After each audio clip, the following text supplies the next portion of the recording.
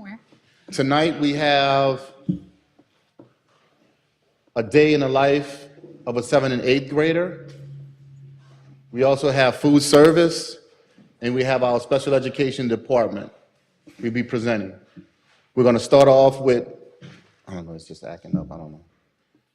Ms. Thibodeau is going to talk a little bit about a day in the life of a 7th and 8th grader, but also she's going to communicate some important information moving forward. So we must make sure that we pay attention to what's going on, because we're going to have community meetings as well in the near future. So she has some very important dates and also some information that you would need as a 7th and 8th grader, as well as a 7th and 8th grade parent. Ms. Thibodeau. Sorry, not sure why that one's not working. Good evening. So please note that the information that I'm presented, we worked on together as a team, Dr. Crochet, the administrators at Assumption High School, and the counselors. And this is preliminary work. Of course, once we have the 7th and 8th grade employees, we would also like to include them, and some adjustments may be made to some of these decisions because they should have a voice in it as well. However, we do have some preliminary work started. So our school setup overview will include an administrative team that's going to oversee all instructional operations, ensure that everything's aligned with the school goals, and we'll have specific discipline and support for just 7th and 8th graders. We'll have people to help them with registration, with other student issues. We're going to also have the guidance team work with the 7th and 8th graders, just like they do with the high school students, to handle their issues, their scheduling, career guidance, all the different aspects to get them ready for the high school side. They're going to have a set of teachers that is going to specifically work with the 7th and 8th graders for core classes, interventions, and electives. Is it possible that a teacher may teach some 9th through 12th grade and some at 7th and 8th? That is potential. Until we develop the master schedule, we don't know how that's going to work. But of course, that will be in collaboration with all the administrative staff and the teaching staff to make sure. I'm going to give you an example. If you have one 8th grade Algebra 1 class and you have a 9th grade Algebra 1 teacher that can teach that Algebra 1 8th grade, you would use that teacher potentially. I'm giving an example. That's not definite, but that's what I'm talking about. I don't want to say that it's a dead set that 7th and 8th grade teachers will only teach 7th and 8th grade, and 9th through 12th will only teach that. It's all in making it the best opportunity for our kids, and that's going to be a combined effort between the entire team and the staff. Jessica, in that case, your teacher would move? Yes, ma'am. They would go to In that different case, the classrooms? teacher would be asked to go to a classroom in the academy, in the N building or the A building to teach that class. If they're housed in the M building or the L building, we would ask the teacher to move for that block. Thank you. Just to be clear, we do not have any of our 7th and 8th grade classes mixing with the 9th through 12th grade classes. That is not the plan, to mix them. The plan is to have the master schedule set to where the classrooms are just, now, we could have 7th and 8th graders in a PE class in an elective section. That is a possibility.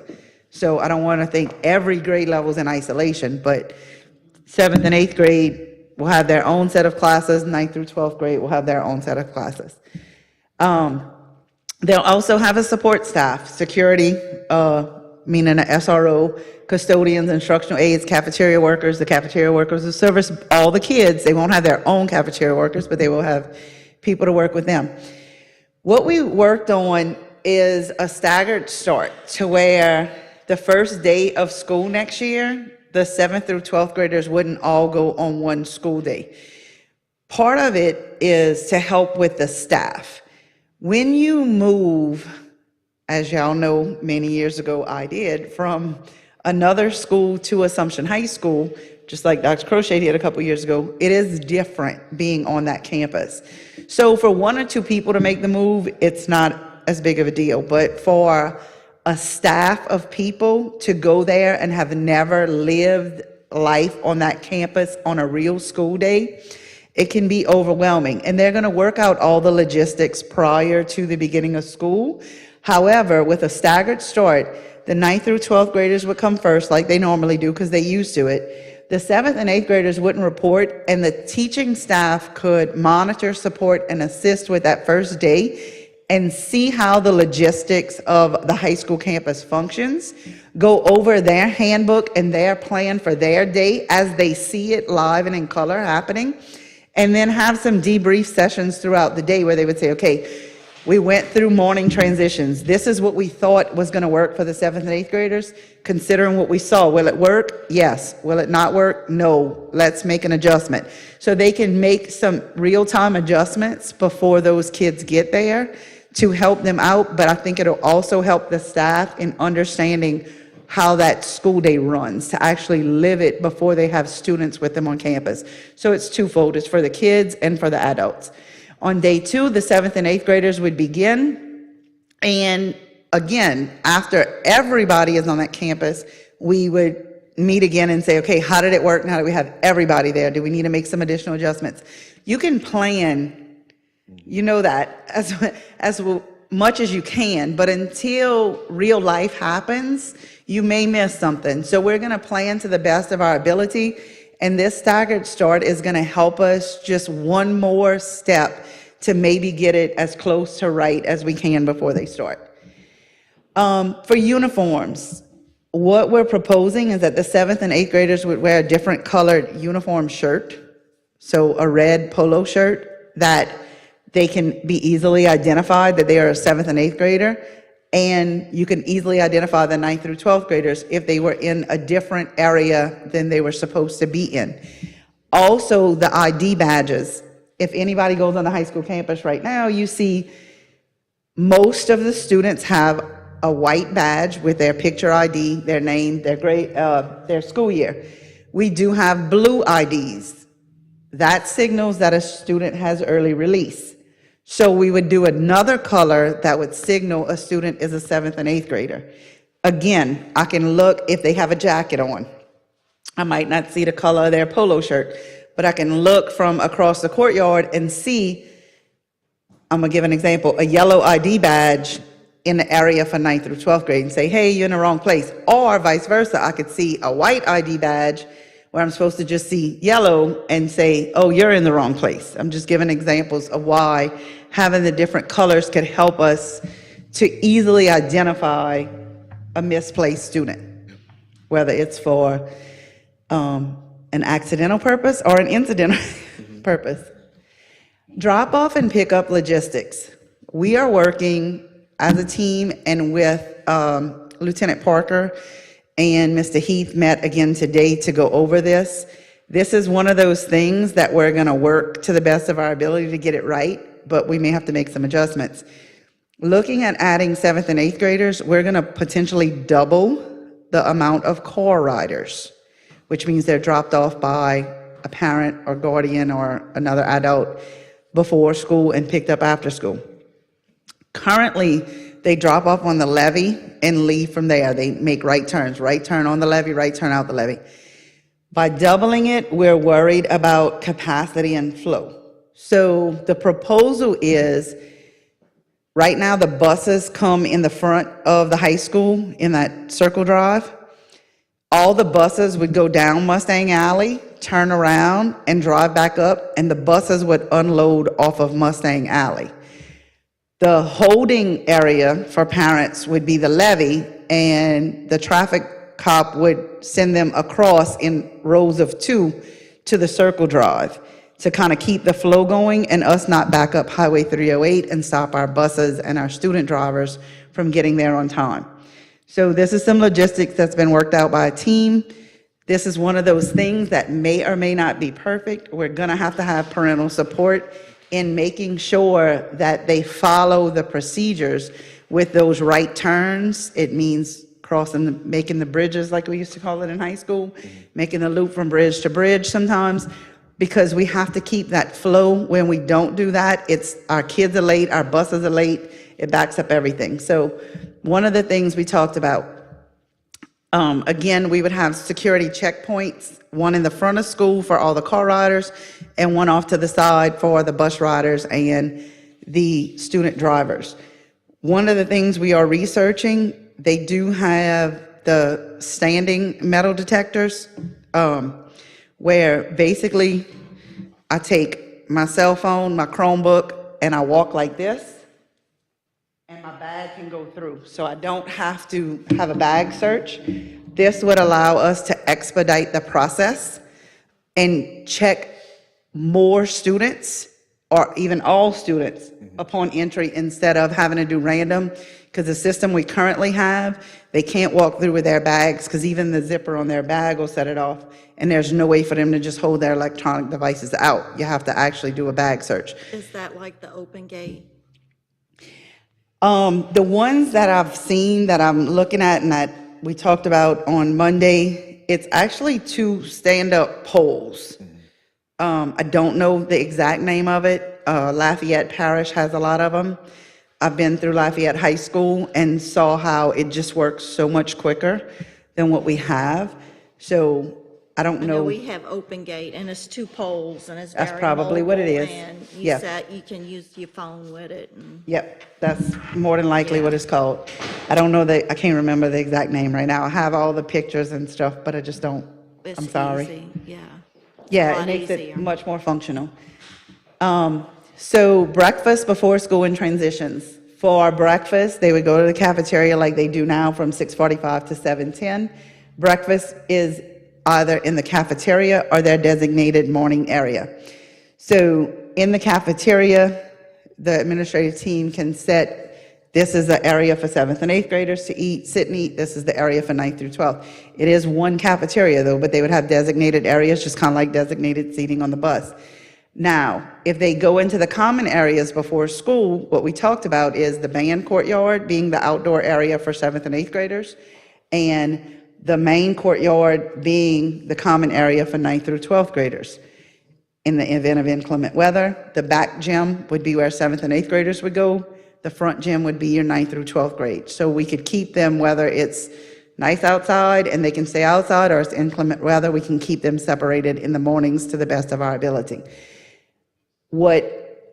Another thing that we were discussing is when we meet with the new administrative team, potentially having some social emotional activities, helping them, become a Mustang, understand the culture, the tradition, just making good choices, staying in your area, meetings before school with the students. When they're traveling between classes, we do have a bell system that's going to signal the transitions and do a very good job of having teacher assignments. Like you're outside your classroom, you might move a little further by the crosswalk, by the bathrooms, just positioning strategically our staff. The student schedule, of course, after they get there, next thing is class. So they would report to homeroom, have morning announcements and announcements on upcoming events. Then they would have an 8-period day. The 2-period classes would be their English and math. A single-period class would be science, social studies, PE, interventions, or exploratory. They'll be in one of the 2. And they can potentially, like I said the last time, work their way out of interventions and into that exploratory or band or ROTC activity. Once the school day's over, they would have the after-school activities, athletics, clubs, different meetings. Because you start so early in high school, most of the things happen after the school day. I know at some schools they have like before school meetings, but because taken so early, we typically do after school. So during the transitions, teacher and staff would monitor the bathrooms for orderly use. The restrooms before school are located in the lobby area. In transitions, they're located at the N building and the A building. They have their own facilities in those 2 areas. And teachers would be stationed at key locations, like I said before, hallways, bathrooms, cafeteria, outside areas during transition. And the safety is just to ensure that it's a safe environment and everything moves smoothly. Lunch periods. 7th and 8th grade would have their own designated lunchtime. So at that time, they can have a different area that they may be stationed in. Currently, we have 2 lunches at the high school. So at the beginning of the 3rd block is first lunch, at the end of third block is second lunch.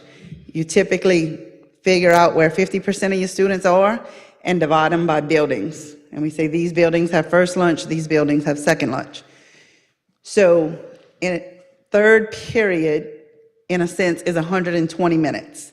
That means you have 30 minutes first lunch, and then you have your 90-minute class. If you have second lunch, you have a 90-minute class and 30 minutes at the end.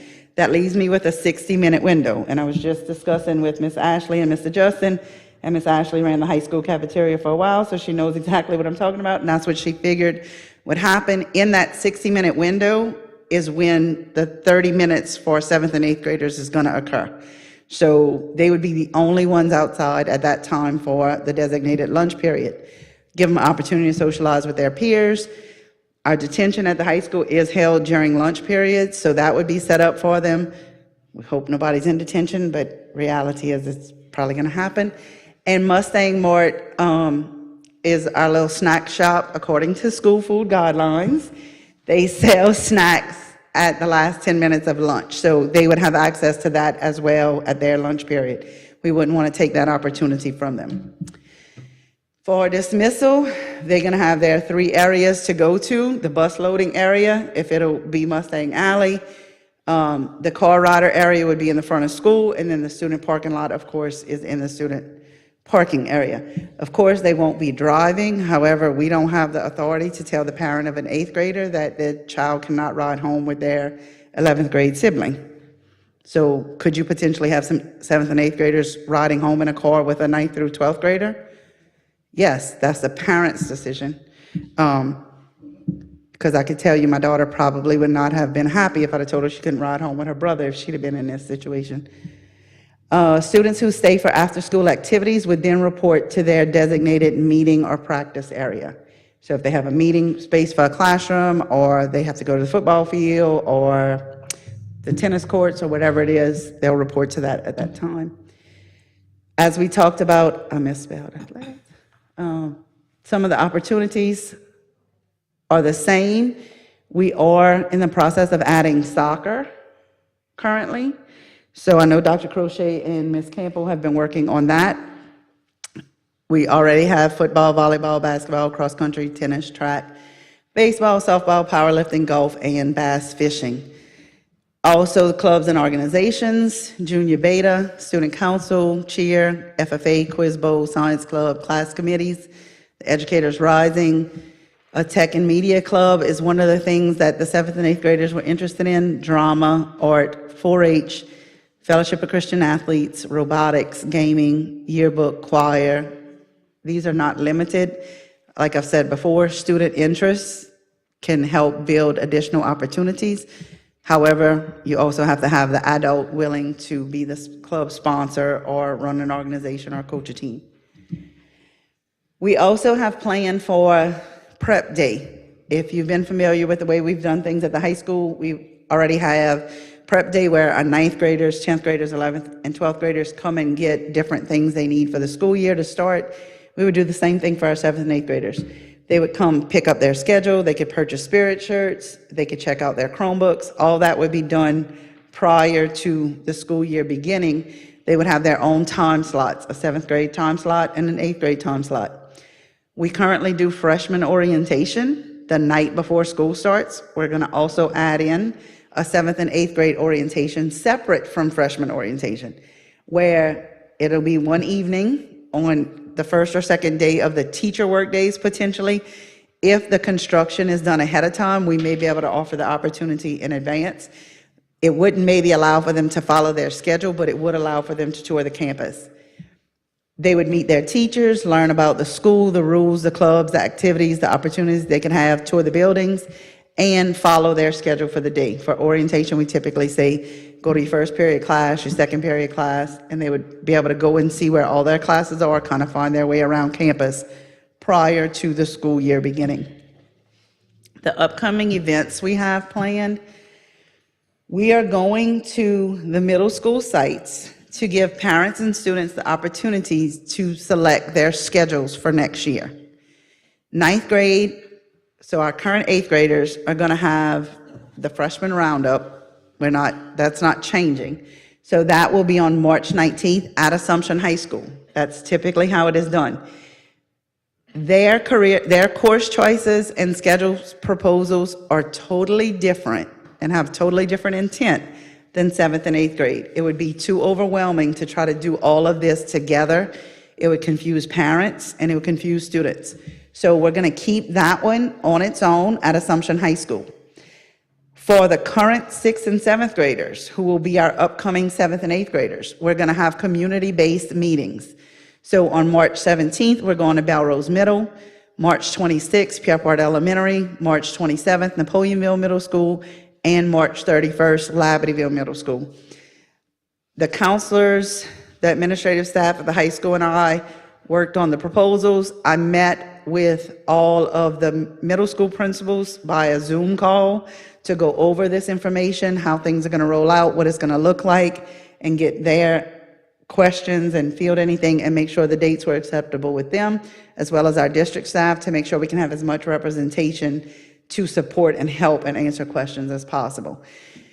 After those meetings, the counselors are then going to follow up with a school site visit. We are aware you will not have 100% turnout at every meeting at night. So, as you can see, we waited until after the freshman meeting to have any school site meetings. So March 20th is the first school site during the day for the counselors to go and work with the kids who were not able to go on March 17th to Belrose Middle. Then the 27th, most of them are the next day. The 27th is Pierpont Elementary, the 28th, Napoleonville Middle, and April 1st, Labadieville Middle. The whole goal of these meetings is to get their schedule choices in so that we can begin building the master schedule. Because we have to get this done to be able to place the staff, create the course sections, see who would need to move where, how things are going to work.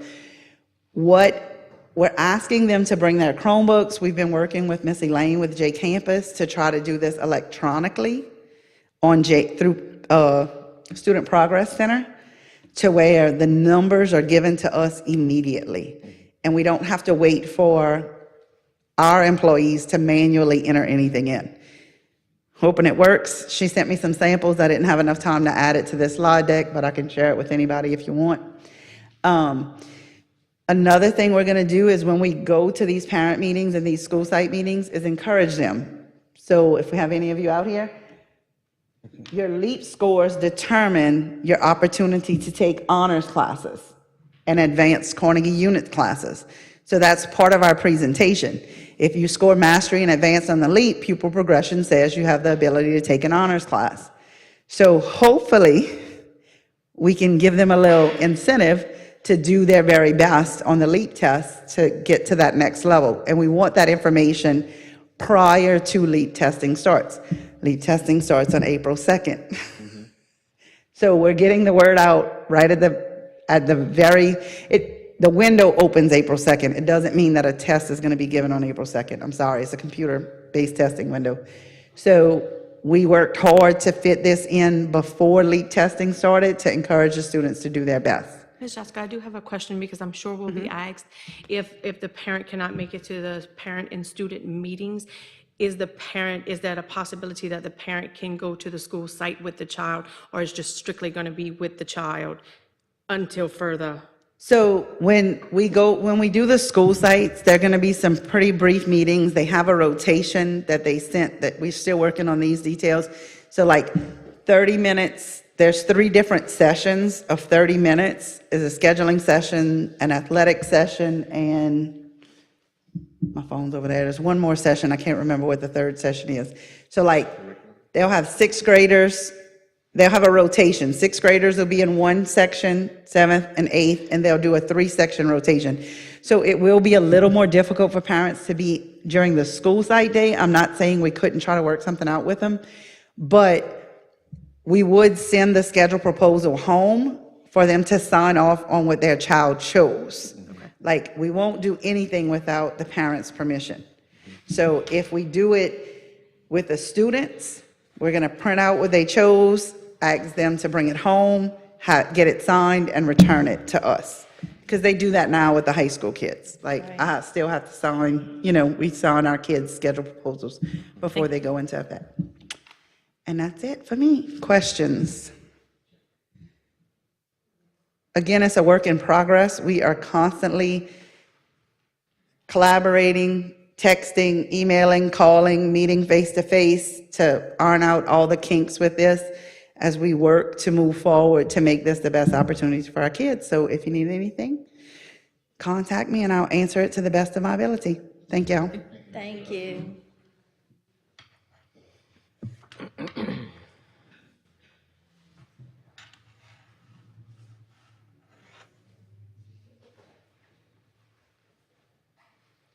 Let the councilors know and everyone that worked on, I know that they're constantly working on it.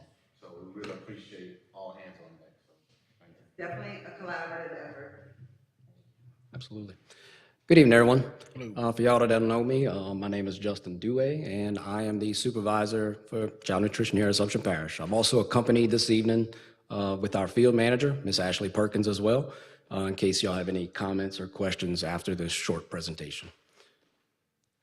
All right, as Ms. Jessica was just saying, the 7th and 8th grade lunches are going to be determined by administration, which she just went over, where we do have a slot right in between first and second lunch where we can put them in.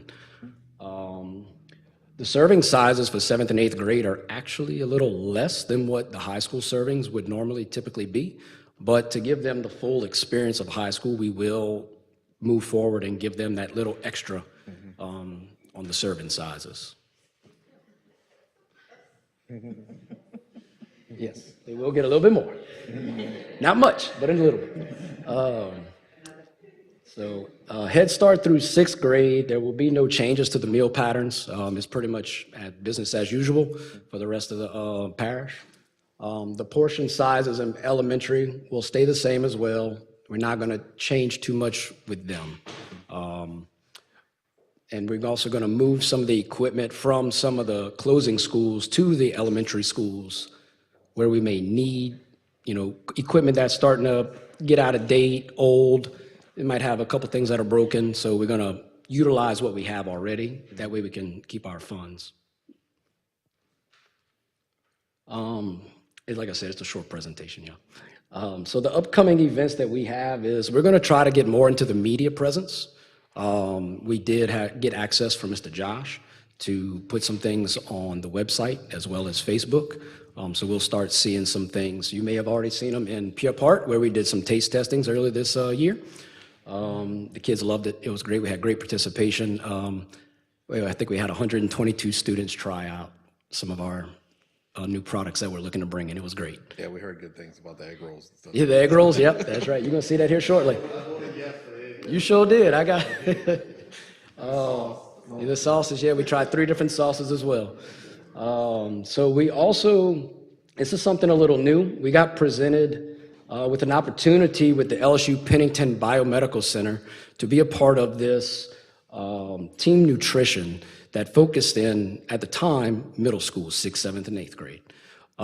This allows us to have some more additional help from them with some culinary trainings and things. In the next slide, I'll break it down a little bit more in detail. But we will also have some of the new menu items like we were just discussing.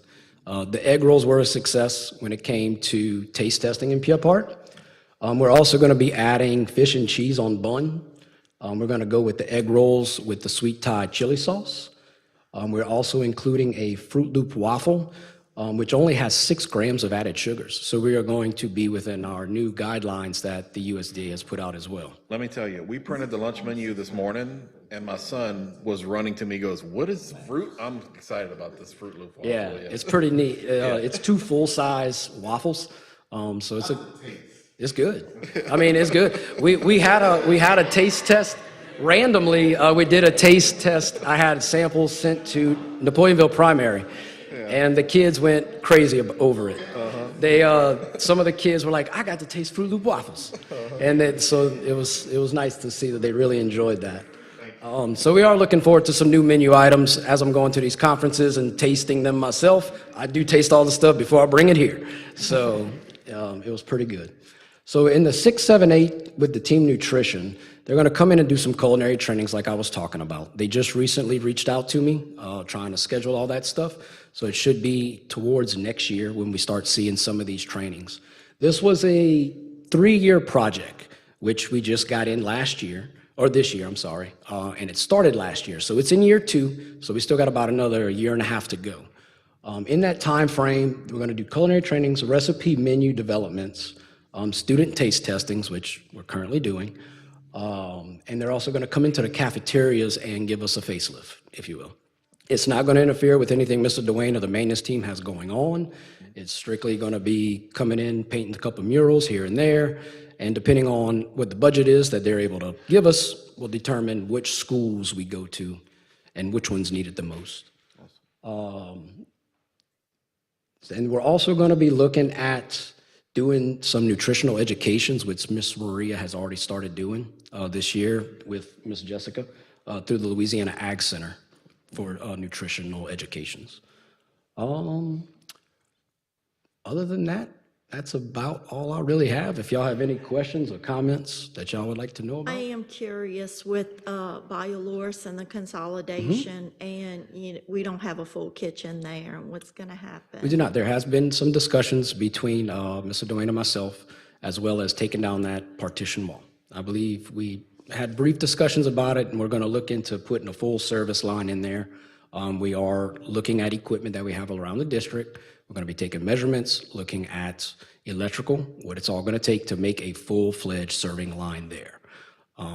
When it was originally constructed, there should have been a full-fledged serving line, but I guess they decided to not go that route. I really don't know why. I don't know why either. Yeah, because I know it's- it was discussed. Yeah, it's just a partition, and they're having to make every single plate, and it does cut back the time that it takes to make every single plate to serve every student. So by putting a full service line in there, we'll definitely pick up the time. Because I know those kids coming back from Napoleonville Middle are going to expect A full Real food. cafeteria, yeah. Absolutely, yes, ma'am. And we plan on giving it to them. As we do this, we're going to try to look at a couple different options too with the food, as far as real food goes. right. I appreciate it. Thank you. Yes, ma'am, sure thing. All right, thank y'all. Thank you, Justin.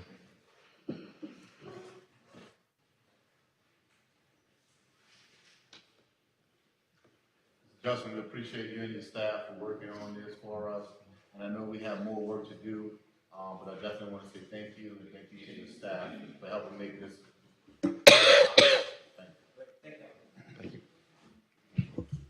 Good afternoon, everyone. I am Nellie Brown, Supervisor of Special Education, and tonight I will just give a brief overview of what we have going on in our Special Education Department.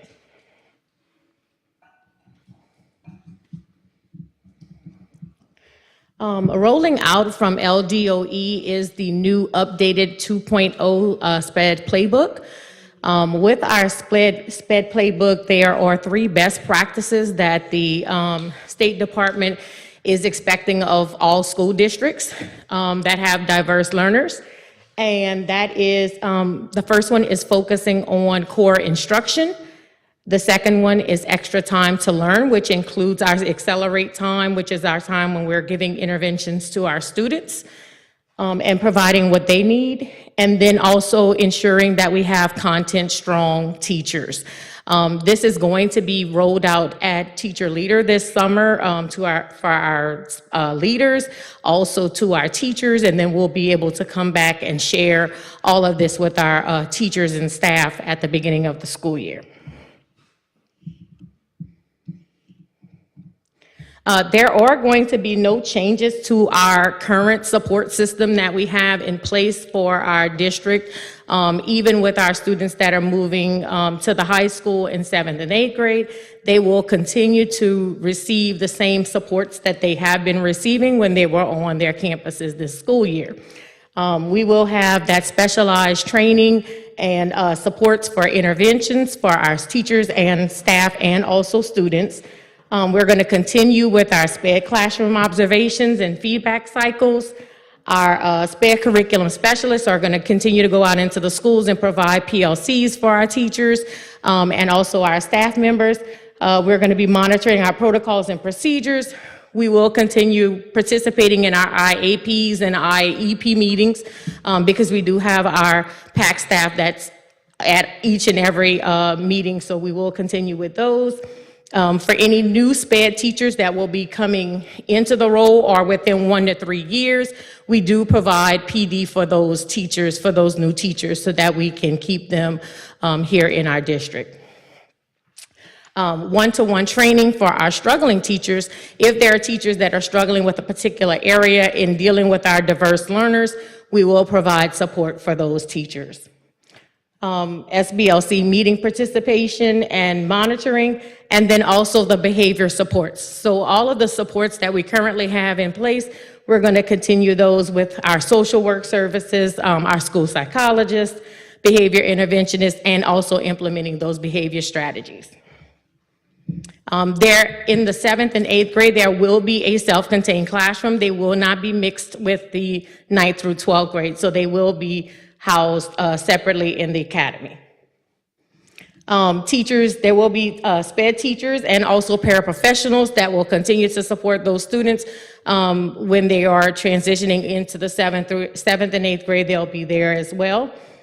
And then we will also be able to start to provide them with more transitional services for our students that are Act 833 or April Dunn eligible. We'll be able to start looking at those 7th and 8th graders earlier to kind of target what their interests are, so that when they get to the high school and they get to 9th grade and they start to teachers have to start to develop transition plans, we'll kind of already know ahead of time what their interests are, and it won't be as hard for us to try to determine it when they get to 9th grade. We will also be able to continue to allow wraparound services. Some students already have those wraparound services, and those agencies already come in and service our schools. They'll be able to continue to do so at this time. Any parent meetings that are going on, a representative of our department can be available for any parent meetings that need to take place. And then we will continue to collaborate with administration to make sure that we're doing what's in the best interest of our students. We have behavior intervention training that can be provided to our teachers and our paras. One of our contract companies that we work with offer it to us as a service free of charge. So we do utilize those and have utilized those this year. We will continue to utilize those services. And then also our Tier 2 and Tier 3 curriculum and interventions. Our students are going to get what they need because that is a part of what we're working with our diverse learners. We want to make sure that we are intervening, giving them what they need, giving them the supports that they need, and also kind of filling in those gaps for the learning loss or the things that they may not have. And then also in the 7th and 8th grade, but then in all of our schools, we will continue to have those sensory rooms and continue to keep them updated with the most current and innovative tools that they need in order to address their sensory needs. Are there any questions for me? Ms. Nelly, I just want to make sure that sometimes our students need areas and places to go when they're taking their tests. There's any students who may need extended time, test rather allowed, so on and so forth. So I just want to make sure that we have a place for those students during those times. Because I do not want those kids going into a self-contained room, which we should never have that going on anyway. Correct. So I just want to make sure I point that out. Also, I want everyone to know that we have to abide by whatever is written in an IEP. So we cannot provide any additional services or take services away from students that is not recorded and signed off on in the IEP. And finally, we will not, I know early on there was some conversations, people were gossiping about, we were moving our special education students to a building in Labadeville somewhere. That never was the case. That's not true. So I just wanted to clear those rumors up. Thank you, Ms. Nelly. Absolutely. Are there any other questions for me? I don't think so. All righty. Thank you so much. And at this time, this concludes our update.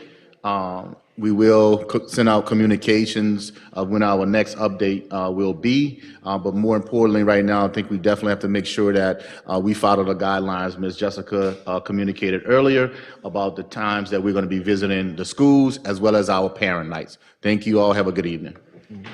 And if y'all have,